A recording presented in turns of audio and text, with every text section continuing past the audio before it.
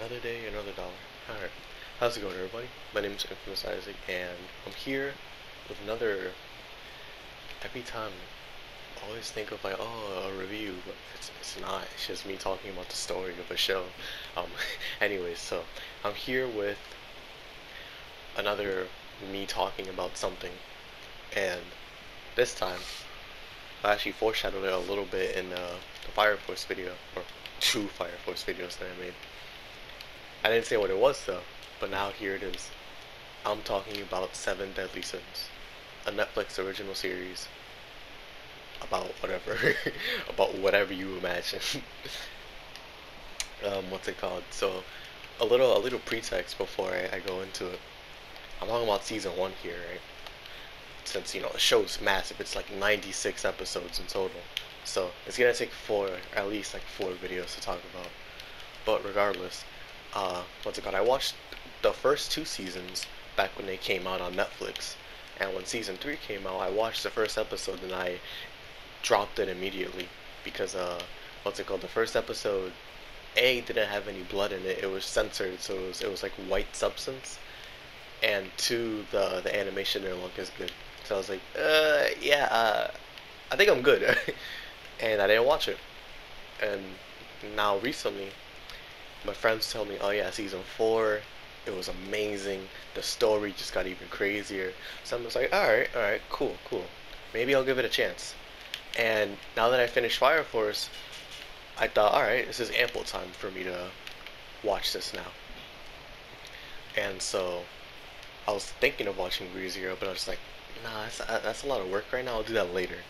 So as of right now, I'm watching Seven Deadly Sins, and I'm making this video so I can get it out of the way and go back to watching season two, which might be a giveaway as to how I thought about season one.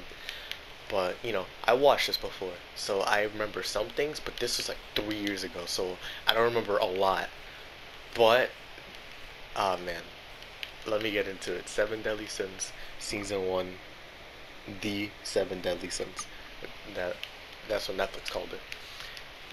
All right, so the beginning starts off, iconic episode. You have Meliodas, he's what's it called? He's in the bar, aka the boar hat, with the king or leader of the how do I say this? Master of the Order of Scraps Disposal. There you go. Hawk, the king himself, the goat.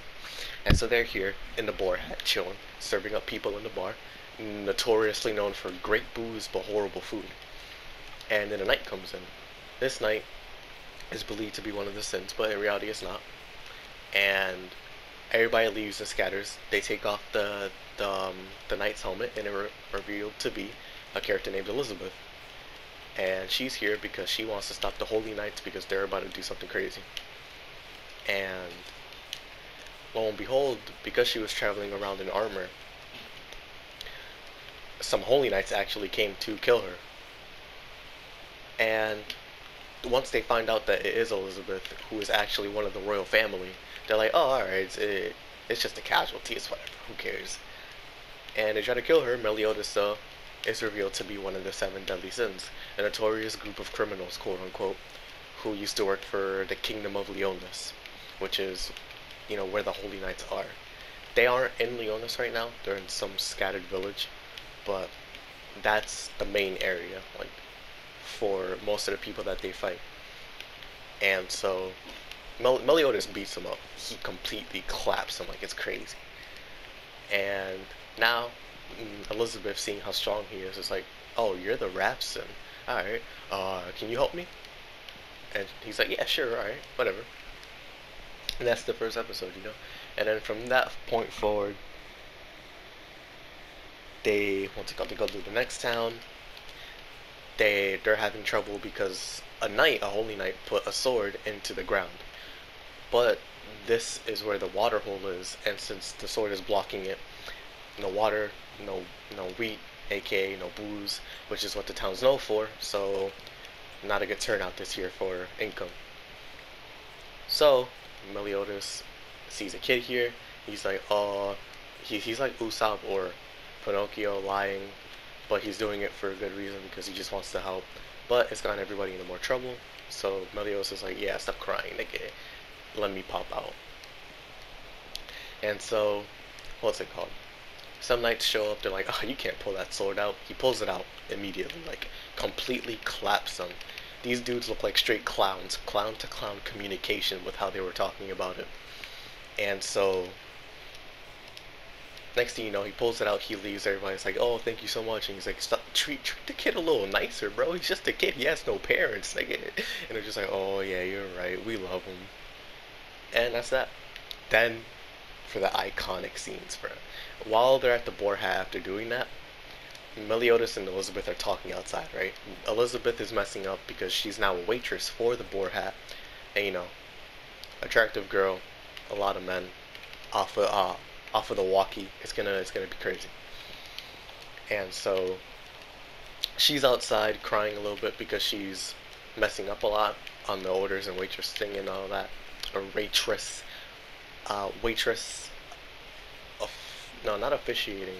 I guess the waitress routine. Excuse me, the waitress routine. There you go. She's messing up on that, and so she's out there. Meliodas is there, and she's spilling her heart out to him, and he's just like, yeah, uh huh, uh huh. And on the other side, somewhere else, we see a pink-haired knight, and he's just like, Meliodas, huh? I've been waiting for this. And so he's like, as a test to see if this actually is Meliodas, he chucks his spear out of the window, and you would think, oh, what's that gonna do? He launches it, like he heaves that spear out of the window at the exact location of where he thinks he's at. And Meliodas is out here like, something's coming. And this scene right here, I remember this scene from when I first watched it to when I watched it now, and all because of the internet and everything. Like they replay this scene so much, it's fire. He sees the spear coming. He catches it with one arm in the worst position possible, like to the point where his arm would have been overextended, would have been hyperextended, would have been broken, would have been completely paralyzed. He catches it and he heaves it back. Oh man, it was so sick. He heaves it back and I almost just spelled his name. And the knight, what's it called? He dodges a little bit to the left, moving his neck to the point where like it barely leaves him unscathed. And it was so sick. But next, after that, we meet another Sin in like the next couple episodes because they decide to go into a forest, the forest of white. What is it called? Yeah, the forest of white dreams. All right. And here they meet another Sin, the Sin of envy, Deanne, a giant. And so she's in here, and she's just chilling. There's a bunch of animals and forest people in here, and they're scared of her because she literally forced herself into this forest. Like I live here now, and they're like, okay, so they protect her, but because they're forced to. And so once they find her, she jumps for joy as she sees the captain because she loves the captain. And so once she sees that there's another girl there, as her name entails, her namesake, she gets envious. And so all that's going on, and then the knight that threw the spear, Gil Thunder, shows up, and he's just like, yo, Meliodas, get clapped. And they start boxing. And he says this infamous quote, right? This quote is important. Remember this. I am stronger than the seven deadly sins, or I am now stronger than the seven deadly sins. And he claps him. And so Meliodas takes a blow to the back, and he's like, but where are the rest of the sins? As a last rites, I think that's what they're called. Like when you're dying, kind of like how like prisoners have, what do you want your last meal to be? That type of thing. And so he's like, alright, I mean, some are alive, some are dead. Some of them are here, there, and there. He's like, oh, thanks, alright, bye. And he stands back up, injured and all, and he leaves. Gilfin would be like, what the, dog, what? And, Meliodas claps him. He didn't just walk away. Gilthunder obviously tried to, stop him, but Meliodas is like, nah, dog. And completely dogs on him. And so next, they're going to find another sin. The sin of greed. Bon. Sorry. Okay. I just had to check because it's been a little bit. but not too long. And so next they go to a town, Baste, where the scene of greed, Bond is held. And what's it called? Meliodas is dead. Like he's basically dying because of the blow that he took to get information. Yeah, so they find a town doctor in Baste, excuse me, to help him out. And then we see some enemy knights, some enemy holy knights, like who patrol over Baste, and they're here to stop them. And so basically, Deanne's fighting the enemy knights, or holding off one of them at the least, while Elizabeth, Meliodas, and Hawk all try to find a doctor for him. Oh, Elizabeth and Hawk, Meliodas is unconscious. And so, while they're doing that, and they learn more about the doctor and how his, what's it called? He's trying to help him out. The doctor reveals, oh, actually, he's dying. I poisoned him. And then the knight shows up and he's like, "You did it?" And the doctor's like, "Yeah. Please give me back my daughter." Like, and so being betrayed and all that, they're kind of hurt. Like, bro, what? Come on, man. And while the knight is there, Meliodas wakes up and he's on sicko mode right now. He's on demon time, and so he stands up. He grabs the knight's what's it called? Or the knight tries to grab his sword, a sword Meliodas has, which is barely a sword. It's just a hilt. Like it has a broken blade with a hilt on it. And so he tries to grab it, but Meliodas is like, "Nah, dog, this is mine." And then he stands up on demon time, and like literal, like actually demon time, because he's a demon. And so he stands up. He's like, "Nah." He claps him completely. And then next, Meliodas is fully like he's fine. He's regenerated. He has a scar, but whatever. And so they're what's it called? Meliodas is like, "All right, you need us to find your daughter, right?" And he's like, "Yeah." And so they go to Baste prison.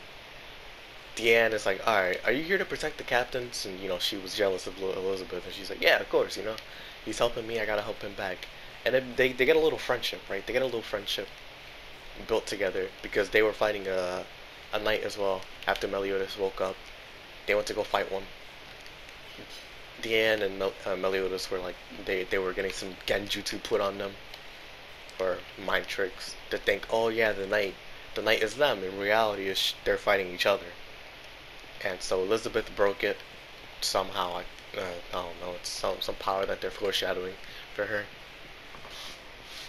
And Deanne gained some respect for her because she stood up to fight for what she believed in. And then they go to Ball State Prison, where they meet Bond, and they go to find Bond, and Meliodas finds Bond. And then they have this awesome like bro to bro moment, bro to bro communication, where they literally start arm wrestling and they destroy the whole building. Because the knight was like, "Oh yeah, I put this whole like enchantment on it where the building won't, like they cannot escape." So back to what I was saying. They destroy the whole castle, enchantment gone, all this, and they beat up the knights basically. Literally, like they beat up the knights. They're not even worth going over right now. They're meh. Who cares, And so now Bond is here, and now he's the official cook for the Boar Hat, because his food is actually edible compared to Meliodas' food, where it's gaki. And so next is trying to find the Sin of Sloth. I think the Sin of Sloth. What's his face? King or Harlequin. And so next they go.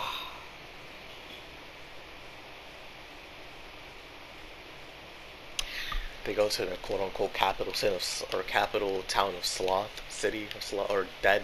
Excuse me, the capital city of the dead. And they find King here, and King hates Bond completely, like because of the fact that they think that Bond was the one that killed King's sister, or King thinks he's the one that killed his sister. And then we get a Bond flashback. I'm trying to rush through the beginning a little bit because the end of the season is where the meat is at.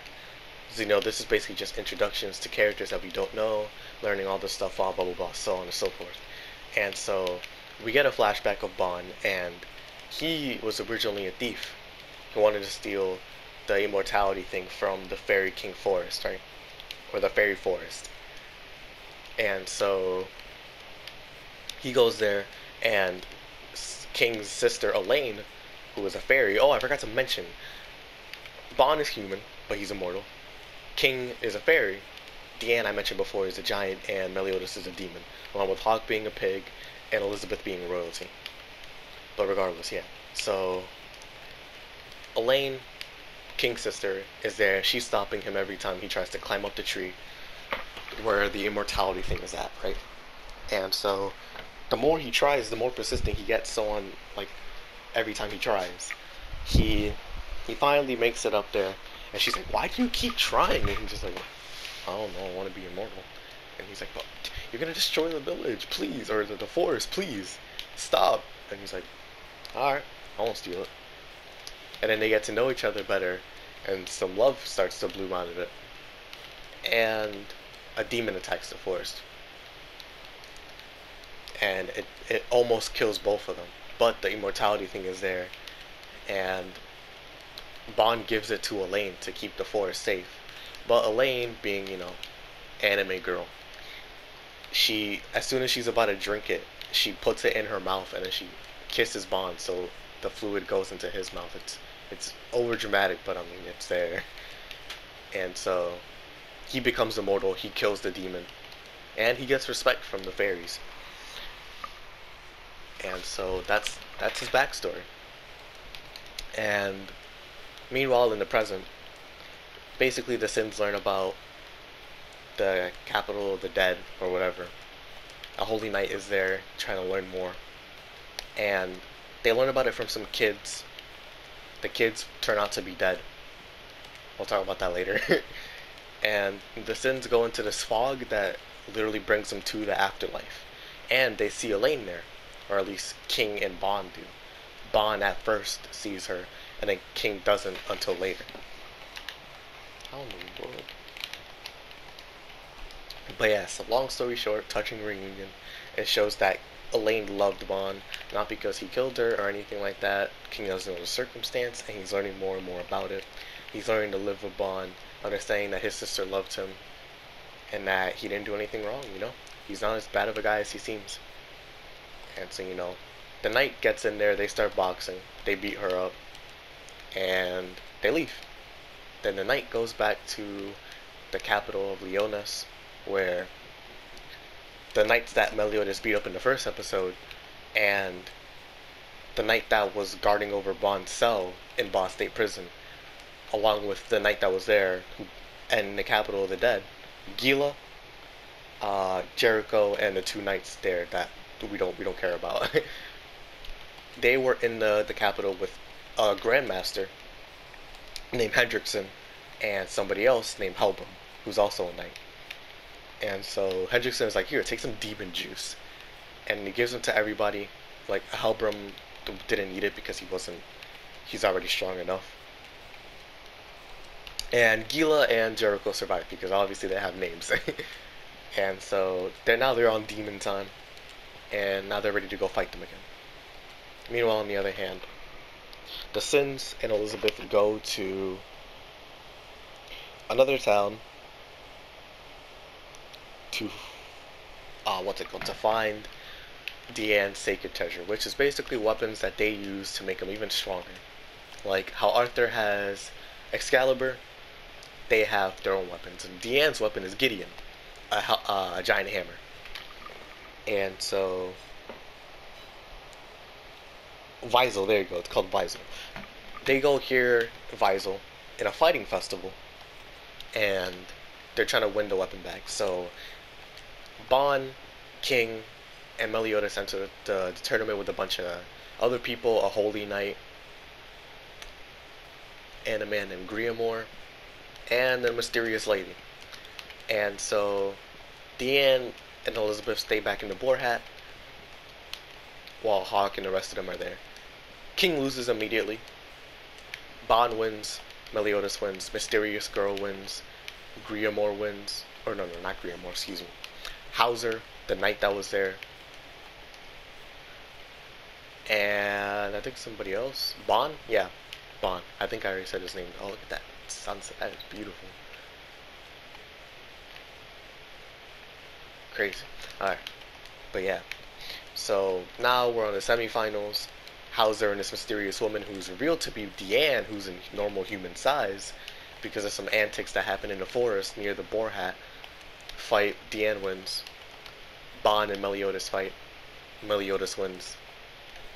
Which is a cool fight, honestly. I recommend watching it. And then the finals happen.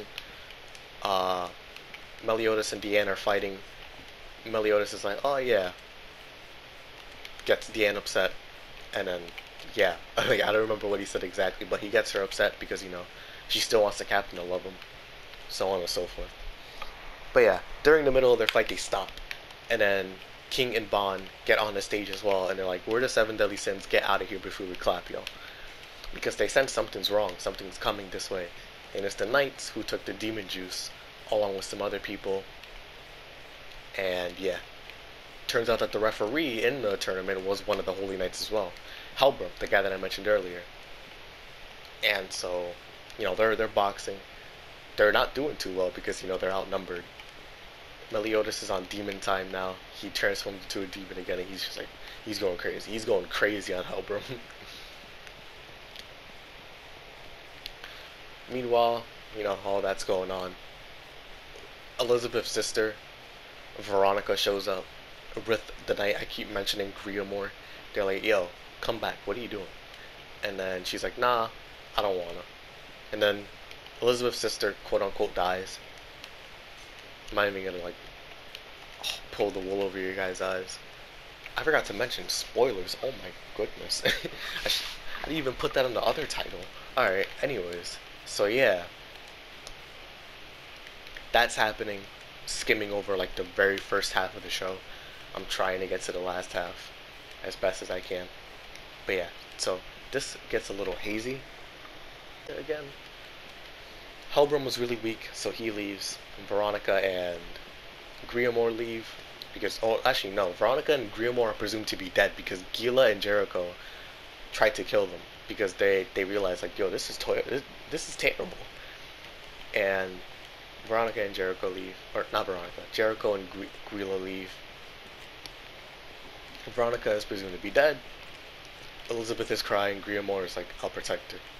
I wasn't there to protect her, but I'll stay by her side. And Elizabeth is like, alright, look, good luck, Griamore. And so all the sins leave because that was honestly more of a defeat than it was anything. And next we find another sin. I forgot what. The next sin there is Gother. I don't remember what his sin is. I'm gonna just honestly assume gluttony, but if it isn't, then whatever. So he's there. He's with a giant knight in armor, but we don't know, it's a giant thing in armor basically. And so Meliodas and all of them are trying to find him because it's a giant armor thing, and they remember Gother like that. And so while all this is going on, Gother and this knight thing grow a relationship because Gother's trying to understand it. He doesn't understand human emotion too much. Yeah, so all that's going on. The Wars of Dawn, night group that Helbram dispatches, go to kill Gother basically, which is the night thing that they see. At least that's what's on the bounty. So they get there, they see the seven deadly sins fighting this giant night thing because they met Gother here. They're like, what is this thing? And they're like, oh, it's a demon, basically. And the Wars of Dawn, seven deadly sins work together to take this thing down. And Gother's like, all right, well, here's the deal. Let's cut a trade, right? If you guys let us go, we won't do a thing, blah blah blah, because you guys already killed the thing, right? So there's no need for you to try and kill me, because your order was to kill the knight, not me. And it was presumed that I was the knight, but it's whatever. So if you bring back the knight's head, then your mission's done. So they're like, all right, fair enough, man. You helped us out. We'll do that. And so they leave. And it's revealed that this person wasn't actually a demon. It was a demon with a human at its core. And it's revealed that this person was Grila's dad, Dale, a holy knight. And we learn more about Grilla as well in this episode, about her brother. She basically has to be a mother/sister for him, since he's so young, so on and so forth. And we learn about her dad. She doesn't know about what happened to him yet. That'll come later. Alright, next episode, one of my favorite scenes from this season happens. So, what's it called? They're all chilling in the boar hat trying to find more sins. But something unexpected happens. Elizabeth gets kidnapped. And Meliodas over here is English. I think it's, what's his dude's name? Oh my goodness. He's Aaron's voice. Yeah, so Bryce Papenbrook does a crazy voice here. Like, Meliodas screams her name. He's just losing his mind, bro. It's crazy. Such a fire scene. And this is where the final arc of the show comes in. And this is exactly what I wanted to talk about. The hype here is insane. This is by far the best part of the show. While the other parts, I liked them to some extent, this part was the best part, for sure. Like, oh my goodness. So yeah, you know, Meliodas he's upset. He is literally upset. So he's like, alright, we're gonna get Elizabeth. There's no ifs, ands, or buts. You guys are coming with me. We're going to stop them. And so they're like, alright, bet, let's do it. And so King's, what's it called? Well, actually, no, not King. Deanne chucks over Bon, Meliodas, and Gother. Like, since she's a giant, she's mad strong, and she chucks him over. And then, on the other hand, King is like, alright, since you can't really chuck yourself, let me pull out my fairy king dog, Oslo. And he has this weird property where if he swallows you, you'll end up where you want to be as long as you think about it. Kind of like a teleportation device. And Oslo swallows Deanne, while King follows soon after. And Deanne ends up in the middle of the town. She gets ostracized because she's a demon and she's a sin, so she gets hated on, even though she's helping people. Hendrickson, on the other hand, he's releasing demons everywhere. You know, Hendrickson, a Grandmaster. I think I mentioned that earlier. And Grandmaster Dreyfus, since there's two Grandmasters, I forgot to mention that. There's two of them, there's two Grandmasters. And so, they're working together. And Gilthunder, one of the guys in the beginning, one of the knights, his dad Zaratras, was another Grandmaster as well. And he was killed. He was killed by Dreyfus, Grandmaster Dreyfus, who was his brother. And so Hendrickson and Dreyfus conspired to kill Zaratras, and they did it. And the Sins were believed to be the ones who killed Zaratras. And so they were exiled and ostracized for that. And that's why. But the Sins, like, they used to be in the Kingdom of Leonis, so they had good ties with everybody until this happened. And so, all that aside, Dreyfus is fighting against Deanne, then King shows up, then Gother shows up, then Hauser, one of the knights, switches over to, what's it called, their side, because Hauser, since he was at the tournament, he saw how good, like, Deanne actually is as a person. You know, she just wants to help people. And so he switches sides. Guila switches sides because they notice, like, or she notices or learns the truth, about her dad. And so she's like, alright, yeah, you guys are scum. I'm switching. So now it's Dreyfus, Halbram, Gilthunder, and Jericho versus Deanne, Hauser, King, and what's it called? Guila. So Halbram fights Hauser and Guila. They're not doing too good. Then King fights Halbram. So sick. Such a cool fight. Honestly, like, the most emotional part about it. It was so good.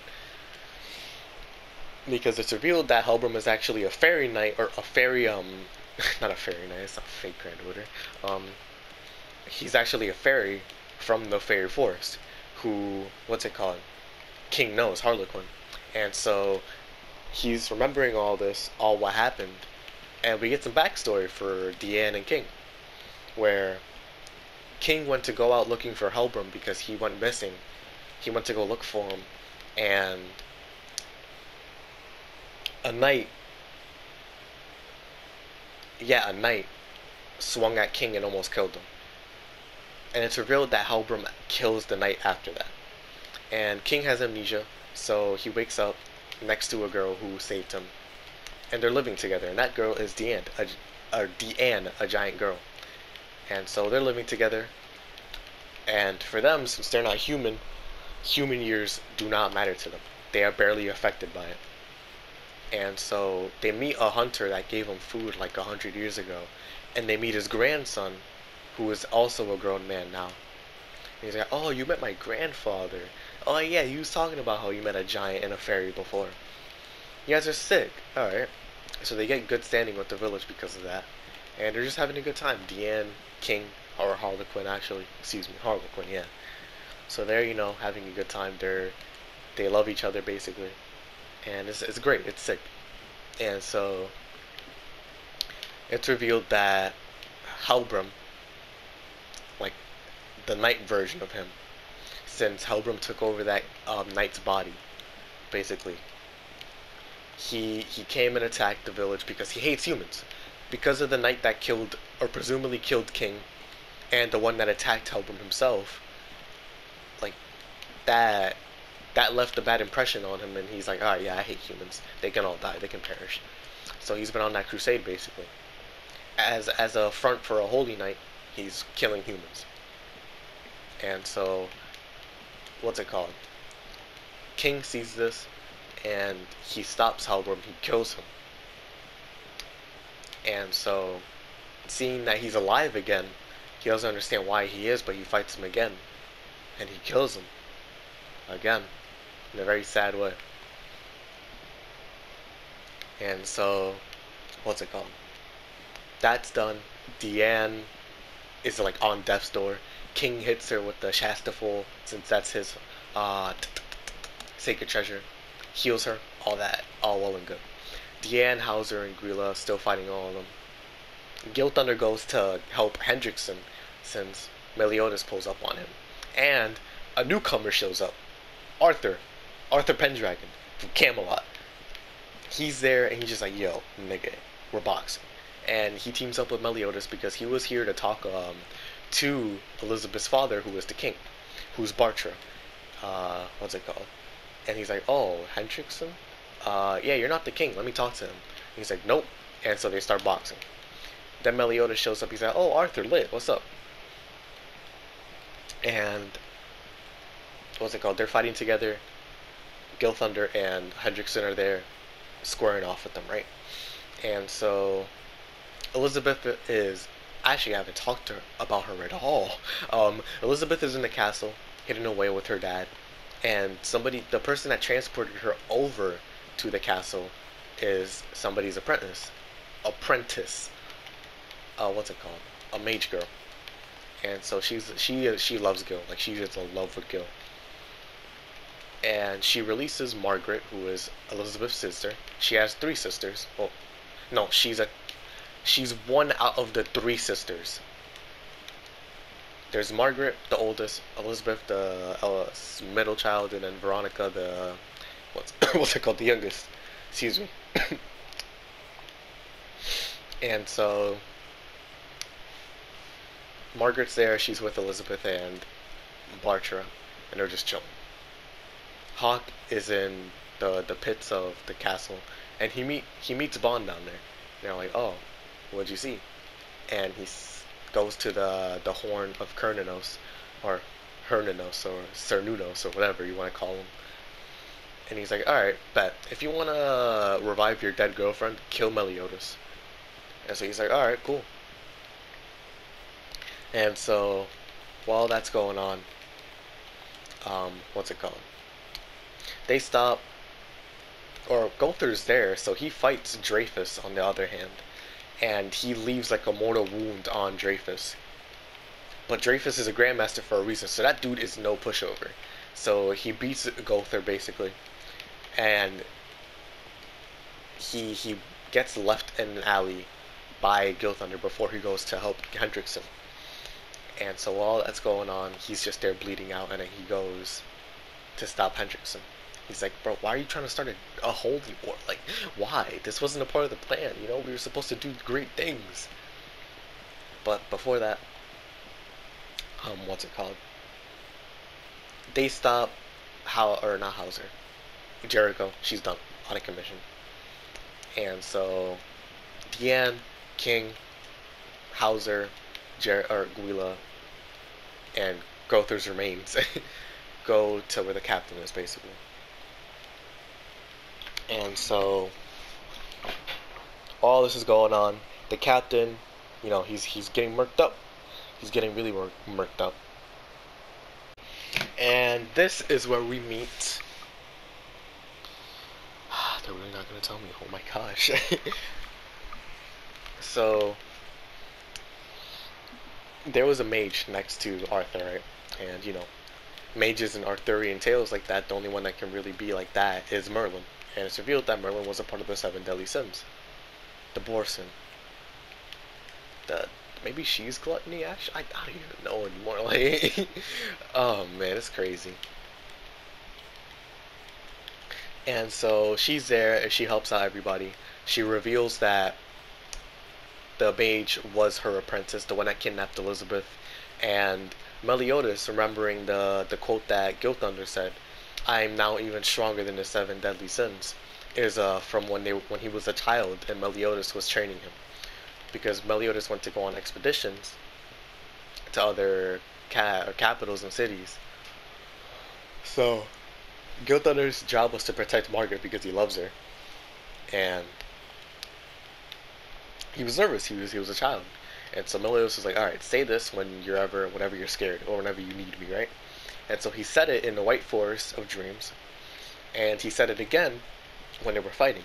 And so Meliodas, is like, "All right, something's going on." So he's fighting them, and then he notices something because Margaret goes to jump off of a tower, pleading with Gil to stop. And so Meliodas notices it, and it's a bug. Literally, a bug was planted on both of them that was tied to both of them. And so he kills both, and Gil Thunder's like, "Finally!" And so now he's boxing Hendrickson. He's back to normal. The way he was acting was not because he wanted to, not of his own volition. For the past 10 years, he was working under them because he was forced to. And now he's fighting alongside Meliodas, boxing Hendrickson. And so Hendrickson goes to the top of the tower and unleashes demons everywhere. Like every demon knight every knight or sipped the holy demon drink turned into a demon. And so everybody's boxing them. Deanne's boxing all of them. Bond shows up. He frees all the demons that were in the people's bodies and saves them, basically, because last time that they did this, Dale, Guila's dad, Bond killed him. He didn't try to save him. But this time he learned from this and he saved him. And so all that's going on, they all meet up, and Bond, he's boxing Meliodas at this point. He's like, "Alright, listen, we'll settle this later. You'll tell me about everything later. Like, we need to stop this for now." And Bond says some pretty mean things to Hawk and all that. But so on and so forth. Bond says some pretty messed up things, basically. And he's like, "Alright, fine, whatever. We'll hold that off until later." And so, while all that's going on, the Wars of Dawn are also there.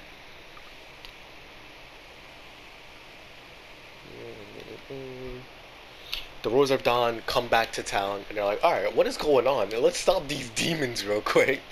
And so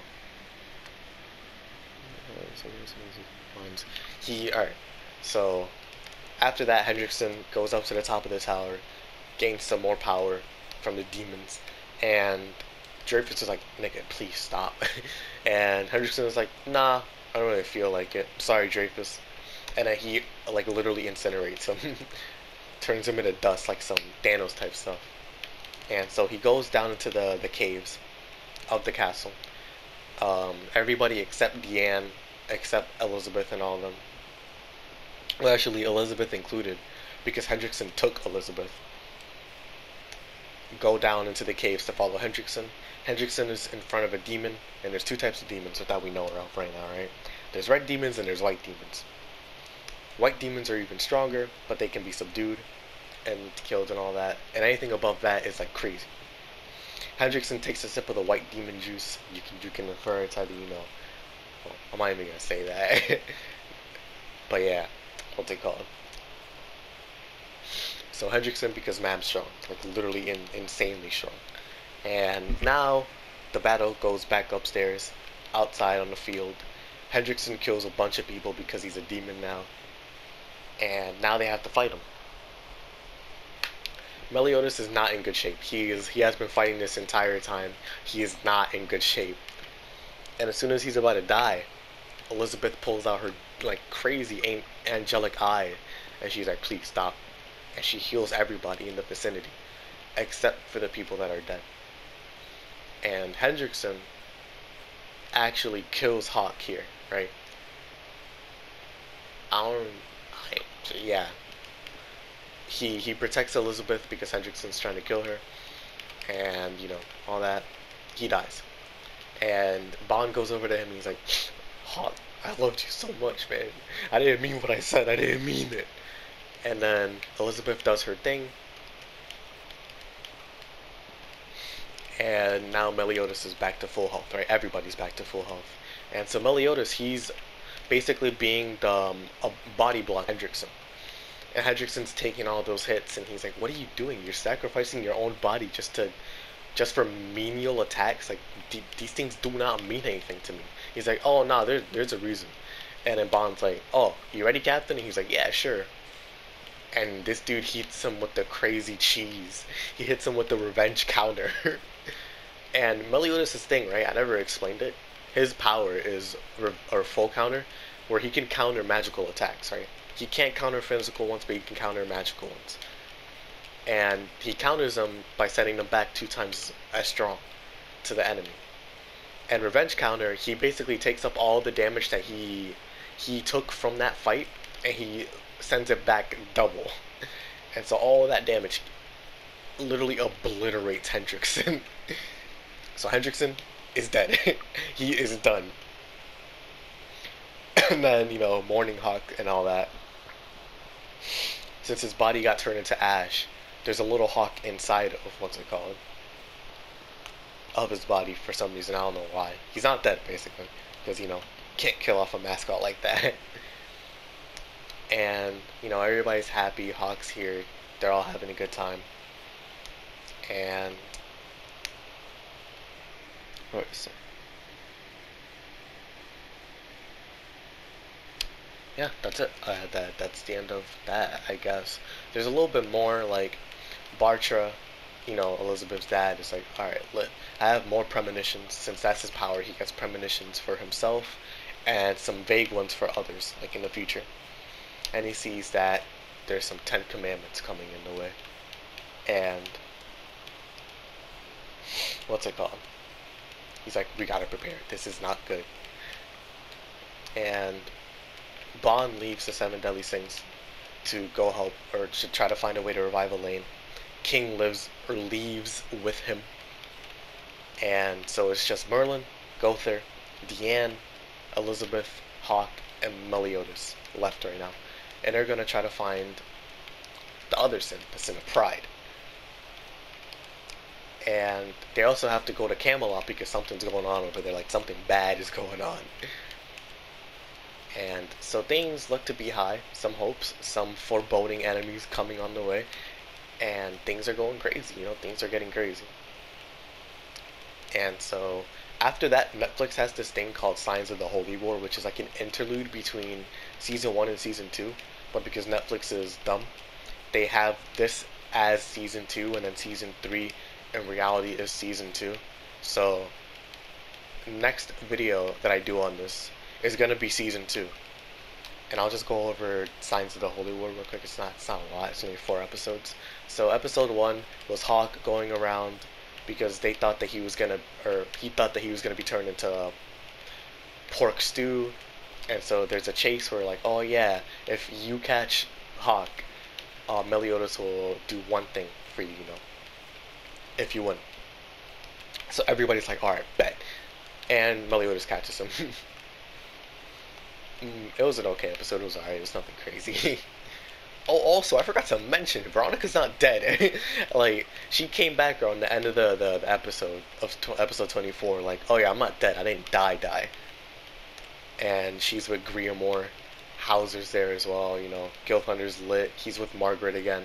Vivian, the person that bugged Gilthunder, revealed to be Merlin's apprentice, and she's under punishment. She's under punishment. I'll explain that later. And so yeah, next episode, Bon and Meliodas fight again because of that thing I mentioned. Hernanos' horn, excuse me, planted basically that thought of like, if you kill Meliodas, I can revive your girlfriend. When Meliodas in reality goes to that same horn and he's like, what are you doing to my friend? Why are you planting these dots in his head like you're going to revive her? You're not. You're using him. And so she's like, oh, what are you doing? You're an enemy of the gods. And so Meliodas destroys the horn. He goes to fight Bon and he's like, alright, let's fight. And turns out that there's a whole like mad amount of people here, literally just here to watch the fight because Hawk and Elizabeth snitched on them like, yo, they're going to fight. If they're going to fight, please stop. And there's rules in the Seven Deadly Sins handbook apparently where if a sin has a problem with another one, they fight man to man. And if they kill another sin, the other sins will intervene to stop them. So on and so forth. So they're boxing in this cube, and that's it. They hash things out basically, and it's an alright episode. It's nothing crazy. Next episode, Deanne and King, probably one of my favorite episodes from this. Not from the show, but just from this Signs of the Holy War thing, because it's Deanne and King, and they're having a good time at the festival. They're enjoying themselves. They're playing like they once used to when they were younger, you know. And since King doesn't know if Deanne were together, he pops the question now around the end of the episode, and she's like, "Well, if you want to answer that, let me use this as a rebuttal. What's it called?" And she kisses him on the cheek, and he's like, "Wait, what? That doesn't answer my question." Oh, he's even more confused. And then he goes to go over to her, and a brick falls in his head. And what's it called? He wakes up and he has no memory of what happened today. And she's like, "Oh, well, that sucks." And he's like, "Wait, what happened? What did we do today?" And they leave us on a tease, because of course they wouldn't talk about that major plot point in a couple of filler episodes, like filler for what apparently is canon, but not filler for the show. Like it elaborates on some things in the show. But anyways, yeah. And then the final episode is Merlin. She asks Meliodas for help. Meliodas is like, "Alright, sure, but as long as you become a waitress at the Boar Hat." She's like, "You know what, fine, whatever." And Meliodas and Gopher are tasked to spy on Gilthunder, Hauser, and Griamore, because something weird's going on, right? And there's some weird circumstances where literally Griamore and Hauser are having completely horrendous bad luck, but Gilthunder isn't. And so Meliodas sees what it is, and he confronts Vivian while in the act. And so they bring her back to Merlin. She casts a spell on her, has this ring on her, and that if she, what's it called? It's kind of like a, what are those? A restraining order, kind of basically like. It's not that she can't be near him. It's that if she casts a spell on Gilthunder, she's going to die. And a bunch of other stuff. Like it's a cruel punishment, but she did try to betray the kingdom, so Merlin saw it fit. And so Gilthunder's like, "Dang, girl, you're evil." Or Gilthunder's like, "Yeah, you're evil." I don't know if I said Merlin or Gilthunder there, but yeah. And so while that's going on, at the end of the episode, Bartra, the king of Leonis, is like, "Alright, you guys need to hear this. The Ten Commandments are going to come back. Like, there's something on the horizon. You need to go to Camelot soon, blah, blah, blah, blah." So on and so forth. And that's the end of season 1. That's that. With Signs of the Holy War out of the way, and the Seven Deadly Sins season 1. Next, when I cover this, it's going to be the Ten Commandments, aka season 2 with some, my goodness, I'm excited to cover that. Like, after this video, I'm going to do that. But let me try to get my final regards out of the way, because I'm not trying to have this be another hour-long episode, or not episode, video. But yeah, so my opinion on this, the first half, meh. The second half of this season 1, amazing. Like, actually so fire. That was by far the best part.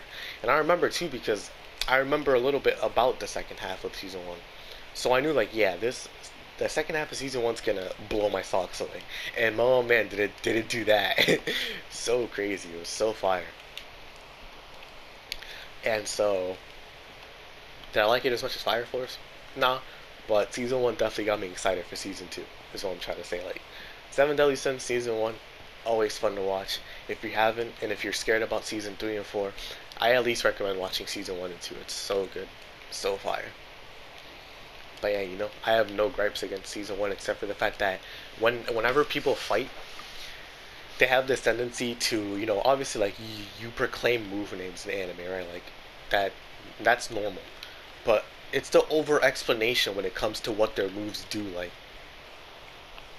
I'm sitting here watching these two dudes fight for their life, and they're explaining to each other what their moves do. Like obviously that's for the audience, and I get that 100%, right? But it's just like sometimes it can just go overboard. Like I'm just sitting here like, why are you telling us this? Or even worse, why are you telling your enemy this? Like, why are you gonna give away the one thing that you have, the element of surprise for what your move does, to your enemy? Like, why? That makes no sense at all. But it got better around the second half of the season because they were literally just trying to fight. They did not care. But that definitely got on my nerves a lot when they would do that. But besides that, I guess just some arcs are just like, this was alright, nothing spectacular. But besides that, I'd say honestly, Seven Deadly Sins season one, at its worst, it's a 5. At its best, it's a 9. Well, at its best, it's an 8.5. I'll say that for sure. Like, but for the good parts, like it's really good, man. Like it's so good. For the bad parts, they're not even bad. They're just mediocre. Like, and there's also another thing, Meliodas' perversion. Like, people don't like that. Some people really do not like that.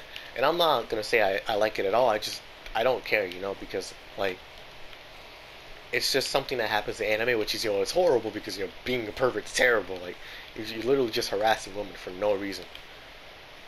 But like if that's something that you don't like at all in anime, or like not like, but more like you can't stand it in anime, I understand if you don't want to watch it because of him, because he really is like a pervert. Like he is horrendously perverted. But because of what I know from the show, I know why he's perverted, because he's only perverted to one girl. And there's a reason why. So, like I understand. Even though she doesn't understand, she will. And it sounds bad. Like it sounds really bad from what I'm saying it, but it makes like because of what happens later on, it makes sense. And so, yeah, what's it called? Seven Deadly Sins season one. I enjoyed it. Not thoroughly, but I enjoyed it. It had me excited enough to watch season two, because I want to. I wanted to see the end of the show. And yeah, I even heard that there's a movie out, so I'm excited for that as well. But yeah, Signs of the Holy War, Seven Deadly Sins season one, all in the books, in the history books. And next time I do this, I'm gonna do Seven Deadly Sins season two, the Ten Commandments, which I am excited to go over. So after literally like by the end of this, I'm going to go back to watching it. And next time you guys see a video from me, it's either going to be complete disappointment or complete and utter hype. So I hope you guys are excited for that, because I know I am. But regardless, it's been me, it's Isaac, Seven Deadly Sins season one, Signs of the Holy War. I hope you guys enjoyed this video. I'm 100% going to put spoilers in the title because I forgot to do so in the beginning and in the last video as well. But yeah, hope you guys have a great day. Hope you guys have a great Thanksgiving, because I think it's going to be around Thanksgiving when this happens. But regardless, yeah, you guys have a great day. Peace.